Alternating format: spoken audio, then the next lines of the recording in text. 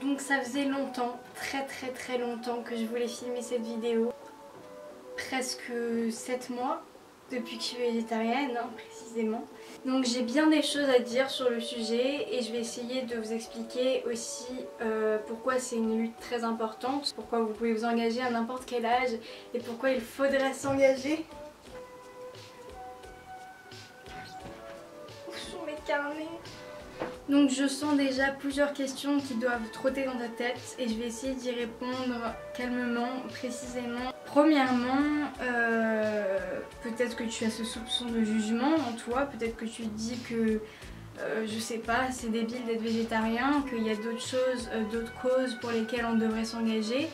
Peut-être que tu te dis que 14 ans est bien trop jeune, que j'ai besoin de protéines. Je pense personnellement que l'on ne peut pas juger le choix d'un individu à partir du moment où c'est un choix personnel qui ne nuit pas aux autres. Et d'autant plus que s'il bénéficie aux autres, comme le fait d'être végétarien à l'échelle planétaire, à l'échelle humaine, vaut mieux se taire dans ces cas-là. Le problème c'est que beaucoup de gens ne comprennent pas ça. On ne peut pas juger quelqu'un basé sur le fait qu'il a un mode de vie plus éthique que le tien sur cette terre. Et pourtant c'est ce qu'on fait le mieux. Je me suis beaucoup renseignée et surtout documentée à l'aide de documentaires. Il y a vraiment beaucoup de préjugés et beaucoup de clichés sur le fait d'être végétarien. Le premier, moi je dirais, c'est qu'on pense qu'on fait seulement ça pour la cause animale. Or, moi bien sûr, je fais ça aussi pour la cause animale, mais pour bien d'autres raisons qui dominent un petit peu plus, on pourrait dire, sur cette cause-là. Donc en fait, quand j'ai commencé à me renseigner sur ce sujet-là et quand j'ai commencé à m'y intéresser vraiment, à m'intéresser à notre société, au monde dans lequel on vit, qui est un monde de surconsommation, j'ai été très choquée parce que je me suis rendu compte que beaucoup et la plupart des choses que j'avais appris à ce sujet-là étaient des mensonges et en fait c'est à partir du moment où ça touche à l'éducation et à l'enseignement que c'est un gros problème. Je dirais que tous les problèmes majeurs viennent aussi de là, hein, parce que voilà, tout ce qui est sexisme, appropriation culturelle, ça vient en fait de choses qui sont incrustées finalement dans notre société et que lorsqu'on grandit, on absorbe à l'intérieur de nous et on casse dans une normalité de choses. Or, bah non. Et le problème c'est qu'à partir du moment où ça touche à l'éducation, où ça passe par l'éducation, c'est très compliqué de se déconstruire vis-à-vis de toutes ces choses-là. Donc moi j'ai vraiment ouvert les yeux, j'ai commencé à regarder des documentaires sur ce sujet-là. Les deux documentaires vraiment que je conseille mais extrêmement sont The Cowspiracy, mais aussi What the Health. Donc ça montre un aspect planétaire mais aussi d'un aspect sur la santé, comment tout ça joue.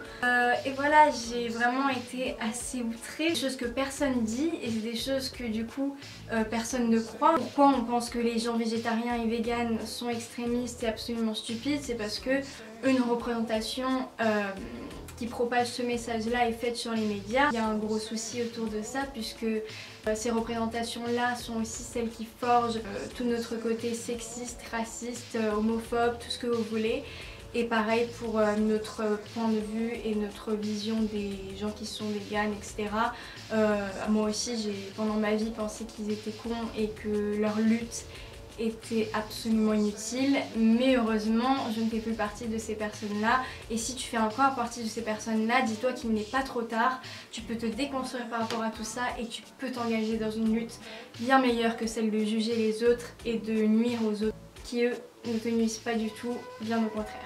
Quand j'ai réalisé que manger de la viande en général comme on en mange, ça polluait plus que tout le secteur des transports réunis, alors que moi ce qu'on m'avait clairement dit dans ma vie c'était que il fallait faire ces petites actions écolo qui sont très importantes et qui sont les choses qui nous permettront d'aller plus loin dans la vie, d'avancer, comme réduire son temps de douche ou aller au travail en vélo, etc. Je suis sûre que vous avez déjà entendu parler de tout ça et je suis sûre que pour vous, être écolo, c'est ça se rapproche de ces termes-là et pas forcément du fait d'être végétarien ou vegan. Mais quand j'ai appris que manger un steak dans sa production, ça équivaut à être sous sa douche comme ça durant 2 mois sans s'arrêter, j'étais assez choquée.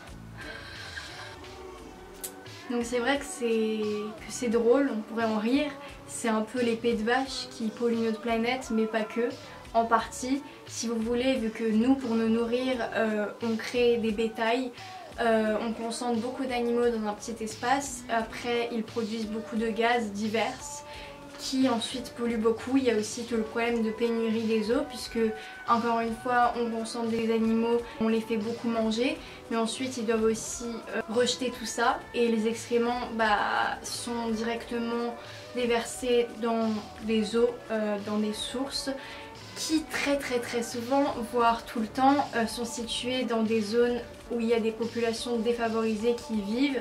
Et c'est pour ça que c'est un problème aussi qui traite d'abord de l'humain, puisqu'on voit que dans des secteurs où il y a beaucoup de viande qui est produite, c'est des secteurs où il y a beaucoup plus de maladies et où l'espérance de vie est beaucoup moins longue. Par exemple aux États-Unis, dans la région de Carolina du Nord, le documentaire What the Health, donc le protagoniste qui est un homme qui avant avait un régime typiquement américain mais qui a décidé de se détourner vers un régime végétalien, nous montre un peu ce qui se passe là-bas. Et ce qui se passe, c'est que on a des personnes bien sûr qui ne sont pas blanches américaines, qui ne possèdent pas ce privilège et qui sont donc des personnes qui souffrent de maladies, qui souffrent de voir leurs proches mourir un par un.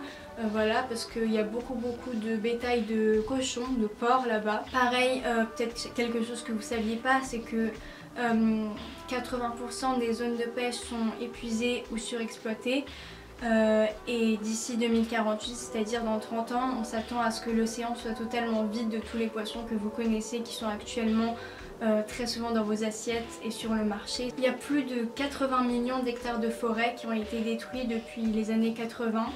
Et il faut savoir que 91% de la destruction de la forêt amazonienne est due au bétail, à tout ce qu'on rase pour nourrir le bétail que nous, en tant qu'êtres humains, nous créons. En fait, c'est un combat qu'il faut accompagner sur différents domaines, à différentes échelles. Donc ça s'accompagnerait aussi dans le fait d'arrêter d'acheter des vêtements de toutes les grandes enseignes qu'on connaît, donc Pull&Bear, Forever 21, tout ce que vous connaissez, et de passer plutôt à de la seconde main. Enfin, pratiquement tout au niveau de la production de vêtements pollue, et notamment aussi parce que du coup il y a cette histoire de pénurie des eaux. Les jeans ça prend beaucoup d'eau pour le cuir, il y a beaucoup d'eau qui est utilisée, de l'eau qui ensuite est sale et qui est déversée dans des sources d'eau qui appartiennent, qui sont à proximité de personnes très pauvres, et c'est justement ces personnes pauvres qui produisent ces vêtements pour les riches,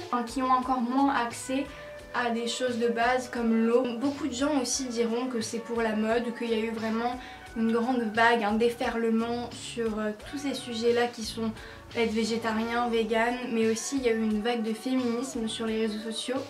Et moi je trouve que c'est très bien parce que ça peut éveiller la conscience de beaucoup de gens, ça peut faire comprendre des choses aux gens, mais le problème c'est qu'il y a tout ce côté mensonger et faussé, parce qu'il y a des gens qui seront les premiers à se proclamer féministes, mais c'est aussi les premières personnes à contribuer à ce système capitaliste, sexiste et absolument injuste et inégalitaire, puisque c'est les premières personnes à faire participer les femmes à des travaux absolument horribles et inhumains qui sont ceux de faire des vêtements qui sont donc destinés à nous, Européens, personnes privilégiées.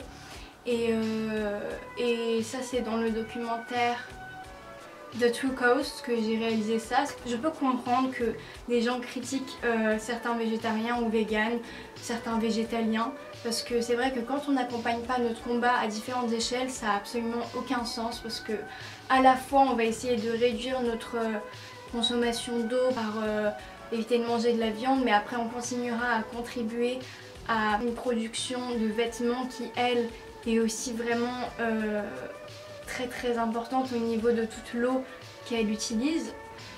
Et donc oui, tous ces gens-là vivent dans des conditions absolument atroces.